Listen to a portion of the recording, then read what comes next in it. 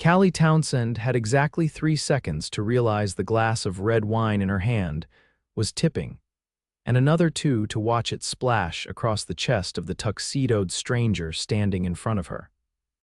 "Oh my God, I'm so sorry," she gasped, already reaching for the tiny cloth napkin she'd tucked into her clutch like it could somehow undo the damage. The man looked down at the crimson stain blooming across his crisp white shirt like a slow disaster. His tux was sharp, tailored, expensive. Of course it was. Everyone at this gala was draped in elegance. Everyone but her. Callie dabbed at his chest, mortified. "It just slipped. I swear I wasn't trying to. It's all right." His voice was calm, deep, steady. She looked up, finally meeting his eyes, and wow, he was stupidly handsome. Clean-cut jaw, dark eyes, and a calm confidence that made her stomach drop a little. He didn't even look annoyed.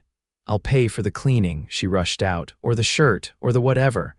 I'm not usually this clumsy, I swear. My friend dragged me here and I barely even belong at these kinds of events, and you don't need to pay for anything." "But I ruined you made it interesting." He smiled, genuinely, like he meant it. Callie blinked at him. "Interesting? This gala's been all speeches and stale champagne. I was dying for something memorable." She couldn't tell if he was joking or just extremely good at diffusing awkwardness. Probably both. "I'm Callie," she offered, cheeks still flushed. He extended a hand, still smiling. "Owen Ridley?" She froze in place for a second, hand hovering mid-air. That name. She'd seen it somewhere on a building, maybe, or in an article. Her brain was trying to connect the dots, but all she could focus on was the warmth of his hand when she finally shook it. He didn't look like a billionaire, or maybe he did. She didn't really know what billionaires looked like, but he didn't act like one. No arrogance, no condescension, just calm, collected charm. "Are you here with someone?" he asked. "Oh no, my best friend works PR for the charity." "She got me in," he tilted his head. "So you crashed the gala?"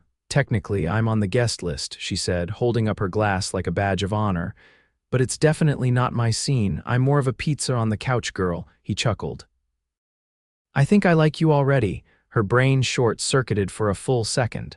Thanks," she said, unsure what to do with that kind of compliment from someone who looked like he belonged in a GQ spread. Owen gestured toward the bar. "Let me get you another drink, this time maybe something less throwable," she laughed, the tension in her chest finally easing. "That'd be nice."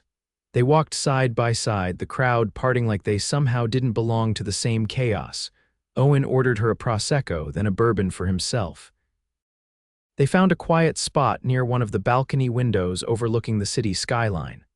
"So, Callie Townsend," he said, leaning casually against the railing. "What do you do when you're not spilling wine on strangers?" She winced, laughing again. "I'm a graphic designer, freelance. Mostly small business stuff. I actually did the logo for this charity's website last year." "Seriously?" "Yeah, it didn't pay much, but it led to a couple of other gigs. I'm trying to build up my own thing, but LA's brutal." His eyes softened. "I admire that, starting something on your own." "Takes guts," she tilted her head. "And you, what do you do, Owen Ridley?" He hesitated for a beat. "I run a company." She narrowed her eyes. "What kind of company?" "A few different things. Real estate, some tech investments, logistics." "That's vague," she teased. "I'm trying not to bore you." She gave him a look.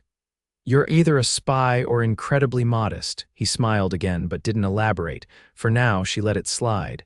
He didn't seem like a liar, just someone who didn't feel the need to flaunt. They talked for almost an hour like that, the city lights flickering behind them, the noise of the gala fading into the background. Every time she looked at Owen, he looked at her like she was the only thing worth watching in the room. Eventually, her friend waved from across the ballroom. "I should go," she said reluctantly. "Can I see you again?" he asked, straight to the point. She blinked. "You want to see me again?" "Yes," she hesitated. "You don't even know me." "I think I'm starting to." Her heart thudded in her chest. She handed him a card, just a plain one with her name and email. "Don't lose it." He took it carefully, like it mattered. She walked away, still stunned, replaying every second in her head. Owen Ridley, that name again. She knew it. She'd seen it on a magazine cover just last week in a grocery line. Owen Ridley, the billionaire who's changing LA's skyline. Her heart stopped. She'd spilled wine on a billionaire and he wanted to see her again. What the hell just happened? Callie didn't hear from Owen for 3 days.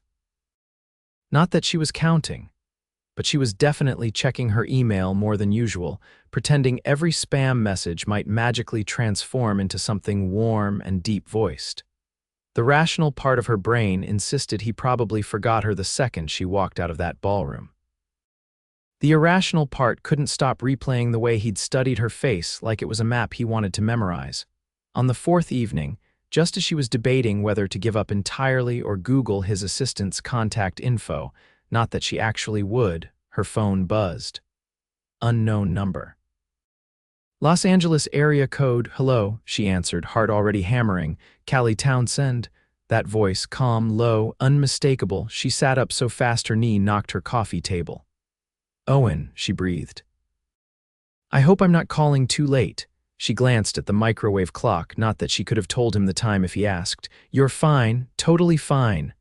I've been looking at a new exhibit at the Broad, thought it'd be better with someone who actually has an eye for design. A pause. Would you join me tomorrow? She blinked, stunned. You want to go to a museum with me? I want to see what you see when you look at art, he said simply. No one had ever framed a question like that to her before. Not a date, not dinner, not a drink. But an invitation to share the way she saw the world. Her chest tightened, and she said yes before her brain caught up. They met outside the museum just after noon. Callie had spent too long choosing what to wear and eventually landed on an outfit she hoped said, I respect modern art, but I'm also fun at parties. Owen was already there when she arrived, standing near the steps in a navy wool coat and leather gloves. You're early, she said, a little breathless. I didn't want to miss a second, he replied. Inside, they wandered through the galleries in slow, thoughtful pace. He asked about brush strokes, color theory, composition. Not to quiz her, he genuinely wanted to know. She pointed out the way certain pieces used negative space or how a single pop of red could reframe an entire canvas. You make it sound like poetry, he said softly as they stood before a massive, chaotic abstract. Design is just problem-solving with emotion, she told him. You make people feel something they didn't expect, he looked at her then, longer than necessary. You do that without a canvas. The words settled over her like a velvet throw, unassuming but undeniably warm. Afterward, he walked her to a cafe tucked beside the museum, the kind of place with exposed brick walls and mismatched mugs. They grabbed a booth by the window, the late afternoon sun slanting across the table. I meant to ask, she said, stirring sugar into her espresso. Do you always take strangers to art museums after they ruin your shirt? His mouth curved. Only the ones who leave me wondering what else they're hiding. She tilted her head. What do you think I'm hiding? He didn't answer right away. You're used to being underestimated, I can tell. You shrink a little when you talk about your work, like you expect people not to care. Her throat tightened, caught off guard. But your eyes, he continued, they light up when you explain things, and you're not afraid to disagree, that's rare. She didn't know what to say. No one had ever seen her like that, like she was more than the girl who scraped by on freelance gigs and made her own business cards at home. What about you? She asked, shifting the focus. You don't talk about your company. Why? He leaned back. Because the moment I do, people stop listening to anything else, she frowned. That's kind of sad. It is, he met her gaze. But this, right now, this is real, I don't get a lot of that. She licked her lips, suddenly aware of how quiet the cafe had become. Then I won't ask about your company. Not yet, he said, but I'll tell you when I'm ready. They lingered over their drinks until the light outside turned golden. When he walked her back to her car, she felt something shift, not just attraction, it was deeper than that. Like the space between them had drawn tight, charged. He didn't lean in, didn't kiss her. Just reached out and brushed his thumb along the edge of her sleeve. Thank you, he said. For what? For showing me something I didn't know I needed.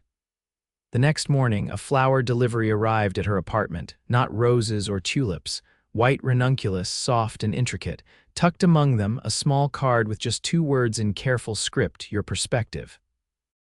That afternoon, a woman from a boutique design firm called her, said she'd been referred by someone named Owen.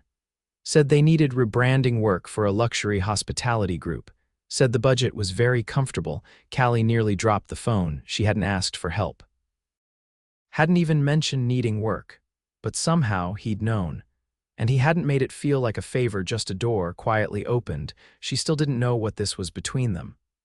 But for the first time in a long time, it felt like maybe she was standing on the edge of something that could matter. And maybe, just maybe, he wasn't the only one seeing things differently. Callie stepped into the Ridley Tower lobby and immediately regretted her shoes. Not because they were uncomfortable, though the heels were higher than she was used to, but because they echoed so loudly against the marble floors that it made her feel like she didn't belong.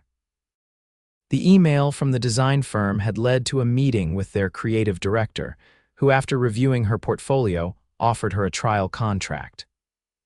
A week later, she received an invitation to present her first round of design concepts to the hotel group's executive board.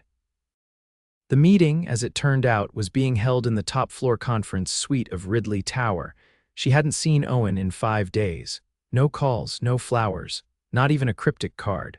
And now, standing in the building that bore his name, she wondered if this was all some elaborate test. Or worse, a mistake. The elevator doors opened and a woman in a sleek navy pantsuit greeted her. "Miss Townsend, this way." They passed floor-to-ceiling windows, abstract sculptures, and a long corridor lined with black and white photographs of cities around the world. She was led into a glass-walled conference room where 5 people sat around a long table, reviewing printed mock-ups. Owen was one of them. He didn't flinch when he saw her, didn't blink, just folded his hands and looked at her like she was another item on the agenda. "Miss Townsend," the woman beside him said, gesturing to the seat across from him. "We're ready when you are." Callie's fingers tightened around her portfolio. Her heart was racing, but she kept her voice steady as she handed out the presentation packets and began walking them through her concepts. She focused on tone, on narrative flow, on the way the new branding could align with the hotel's evolving identity without losing their heritage. No one interrupted her. Not even Owen. When she finished, there was a long pause. Then Owen leaned back in his chair. "The layout for the flagship location," he said slowly. "Why did you move the monogram to the bottom corner?" She met his gaze directly. "Because the rooms already speak luxury. The logo doesn't need to shout, it needs to whisper." He said nothing for a long beat, then he turned to the others. "I want that version on all the new collateral." The woman beside him nodded, scribbling something down.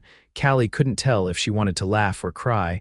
After the meeting, the others filtered out, leaving her alone with him. He stood slowly, adjusting the cuff of his suit jacket. "You were exceptional," he said. "You could have warned me," she replied, her voice sharper than she intended. "I didn't want to influence anything." "You already did," she said, stepping toward him. "You referred me, that's influence." "I referred you because you're talented." "Not because of this," he gestured between them. "Then why not even a heads up?" His jaw tightened. "Because I didn't want to cross a line. You deserve to earn this without people thinking you slept your way into it." Her face flushed. "Is that what you think people will assume?" "No," he said quickly. "But I've seen it happen, and I didn't want you doubting yourself." She stared at him. "You should have just trusted me to decide what I can handle." His expression shifted, softened. "You're right." "I should have." Silence stretched between them until she finally shook her head. "I don't know what this is, Owen, but it feels like you're always halfway in and halfway out." "I'm not used to this," he admitted. "Letting someone in and not knowing how it ends." She crossed her arms. "That's how it is for everyone." He looked at her like he wanted to say more, but instead he stepped aside and opened the door for her. "You did good work today, that's what matters." She left the building with her stomach twisted in knots. He hadn't asked to see her again. He hadn't even walked her out, and yet he defended her designs in front of senior executives without hesitation. That night, she threw herself into work. She revised the presentation package, created mock-ups for signage, and added a digital style guide. She didn't know if she was proving something to him or to herself. 2 days later, a manila envelope arrived at her apartment. Inside was a note handwritten, "You were right, I should have trusted you." Beneath it was a contract, 6 months of design work across the entire Ridley Hospitality Group. More than she'd ever dreamed of landing, more than she'd ever thought someone like her would be offered. The next morning, she met with the firm's creative director to finalize the paperwork. She expected to feel triumphant. Instead, she felt hollow. That night, her phone rang. "Callie," Owen said, his voice lower than usual. "Are you free tonight?" She hesitated. "Why?" "Because I want you to see something." An hour later, she found herself in a car heading toward Mulholland Drive. The driver dropped her at a private gate that opened into a winding path lit by soft amber lights. At the top of the drive stood a glass house tucked into the hillside, glowing from within. Owen met her at the entrance. "You live here?" she asked, stunned. "I stay here sometimes," he said. "I bought it after my mother died. She always wanted a place with a view." He led her through the open-plan living room, past a sunken fireplace and into the back patio where the city sprawled beneath them like a galaxy. "Why did you bring me here?" she asked. "Because I keep thinking about what you said," he replied. "That I should have trusted you, I didn't, and I hate that." She folded her arms. "So this is your apology, a skyline?" "No," he stepped closer. "This is me showing you who I am, not the boardroom version, not the man who signs contracts. Just the guy who's terrified that if he lets someone in, they'll leave before he figures out how to keep them." She stared at him, her breath catching. "I don't want to stay halfway out anymore," he said carefully, "but I need to know if you're willing to let me try." Her heart pounded. She didn't speak for a long moment, then finally she nodded. "Try." He reached for her hand, not hurried, not demanding, just quiet certainty, and for the first time since that night at the gala, she didn't feel out of place. Callie stood at the edge of the rooftop terrace, the wind lifting strands of her hair as the city lights stretched endlessly below. The quiet between her and Owen wasn't awkward, it was full. He hadn't let go of her hand since she said yes. "I've been thinking about something," he said, his tone careful. She glanced over his profile outlined by the glow of the terrace sconces. "That sounds serious. You said once that design is problem-solving with emotion." He looked at her then.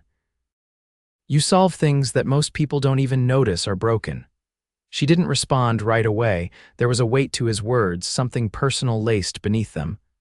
"I'm not trying to fix you, Owen," she said quietly. "I know," he replied, "but you make me want to be clearer, simpler." Less guarded, she studied him. "Is that hard for you?" "It's like asking a mirror to stop reflecting. I've built everything I have by anticipating what people want to see. And now, I'm trying to stop performing." Callie turned back to the skyline. "That's not something people do overnight." "No," he agreed, "but some people make it feel worth trying." She didn't answer, but her fingers tightened around his. Later, inside the glass house, he showed her a room tucked behind a sliding panel high ceilings, drafting tables, shelves lined with architectural models and swatches. It didn't match the sleek modernity of the rest of the home. "This was my mother's studio," he said. She was an interior architect. She used to say design wasn't about what people saw, it was about how they felt when they walked in. Callie stepped closer to the nearest table, where a half-finished scale model of a rooftop garden sat under a protective case. "Did she start this?" "No," Owen said. "I did, after she passed. I thought if I finished something she would have loved, I'd feel closer to her, but I stalled out." She touched the edge of the plexiglass lightly. "You were never doing it for her, you were doing it for you." He looked down, then nodded. "I didn't realize that until just now." She turned to him. "You should finish it." "Would you help me?" Callie didn't hesitate. "Yes." The next few weeks moved in a rhythm neither of them expected. During the day, she worked at the design firm, juggling Ridley hospitality deadlines and a couple of new clients that had come through referrals. At night, sometimes they met for late dinners. Other times they stayed in the studio, laying out plans for the rooftop garden model. She brought her laptop, her tablet. Her eyes, he brought stories of his mother's favorite textures, the places she loved most in the city, the way she used light instead of color. They argued once over the placement of a pergola. She wanted it centered. He thought it should be off axis to catch the late sun. When he finally conceded, he surprised her by saying, "I don't mind being wrong, Callie, as long as it gets us to something better." She kissed him for the first time that night. It wasn't dramatic or breathless. It was slow, certain, and anchored in the feeling that something had shifted, something real and irreversible. But things didn't stay perfect. One afternoon, she walked into the design firm and found two of her colleagues whispering near the break room. "Did you hear who she's dating?" one of them said. "No wonder she got fast-tracked. Ridley's golden girl," the other murmured. Callie froze. She didn't confront them. She didn't storm out. She just finished her work, went home, and didn't return Owen's call that night. When he showed up at her apartment the next morning, she didn't open with a greeting. "Is this what it's always going to be?" she asked from the doorway. "People thinking I'm only in the room because of you." He didn't flinch. "If you're asking me to make it stop, I can't." "But if you're asking whether you belong in those rooms, you do." She stepped back, letting him in. "I thought I was ready for this, but I'm not used to being noticed like this, not for the things I want to be noticed for." He took her hand gently. "Then let's change the story." "How?" "Let me make it clear that I didn't give you anything. You earned it." She exhaled. "I don't want to press release." "I wasn't offering one." That evening, Owen invited her to the Ridley Foundation's spring fundraiser, this time as his guest, not a +1. Not a mystery girl. Her name was printed on the invitation. Callie wore a black silk jumpsuit, her hair in a clean twist. When they arrived, the valet already knew her name. Inside, the room buzzed with energy, lights, music, elegance. But this time, she didn't feel out of place. As they made their way through the crowd, several people approached her not to compliment her outfit, but to ask about the redesigns. Her work had been released across the group's social media that morning, credited directly to her, with a short interview she hadn't expected to be published. Owen had made sure of it. Near the end of the evening, Owen stepped onto the small stage at the head of the ballroom. He wore a dark charcoal suit, the very image of composure. "Thank you all for being here," he began. "Tonight isn't about me. It's about the people who make vision into reality." He paused, his gaze finding Callie in the crowd. "There's someone here who changed the way I see my own company. Someone who reminded me that design isn't about what you build, it's about who you build it for." He stepped aside, and to her shock, an assistant rolled out the rooftop garden model. Fully completed, he continued, "This was started as a tribute to someone I lost. But it was finished because of someone I found." The room was silent. Owen stepped down from the stage, walked to her, and took her hand in front of everyone. "I loved you before I knew what to call it," he said, voice steady. "But I'm saying it now, so no one can ever doubt it again." Her breath caught. "I love you too." The room disappeared around them. The lights, the music, the murmurs, all she saw was him. A month later, she moved into the glass house on the hill. Not because he asked her to, but because it had become the place where they created something together. The rooftop garden became real, built atop one of the Ridley hotels downtown, its design credited to both their names. The plaque read, "For those who see differently." And every evening, when the sun slipped behind the hills and the lights began to flicker across the skyline, Owen would pull her onto the patio, wrap his arms around her waist, and whisper against her skin, "I still can't believe you spilled wine on me." And Callie, every single time, would answer, "Best mistake I ever made." Callie stepped off the elevator and paused in the quiet hallway outside the Ridley Foundation Art Annex. A team of curators had reached out to her for a collaborative installation, one that would blend architecture, digital design, and memory. It was a concept she and Owen had tossed around while half asleep one night, sprawled across the rug of his mother's old studio, sketching with chalk on tracing paper. Now it was real. She pushed open the double doors to the gallery and stopped short. The room had changed entirely since she last saw it. The walls were stripped down to concrete, raw and unpainted. Suspended from the ceiling were narrow LED beams outlining floating architectural shapes, some abstract, some clearly modeled from the rooftop garden they'd designed together. She turned slowly, taking it in. On the far wall, a single projection played in a loop, a time-lapse of the garden installation, from empty rooftop to blooming sanctuary. She hadn't authorized that. She hadn't even submitted that footage. Footsteps approached behind her. "I added it this morning," Owen said beside her, hands tucked into his pockets. "I wanted people to see the process, not just the polish." She tilted her head, absorbing the footage. "You always did prefer the in-between moments," he nodded. That's where everything important happens. She shifted toward him. Why did you push for this project? His eyes stayed on the projection.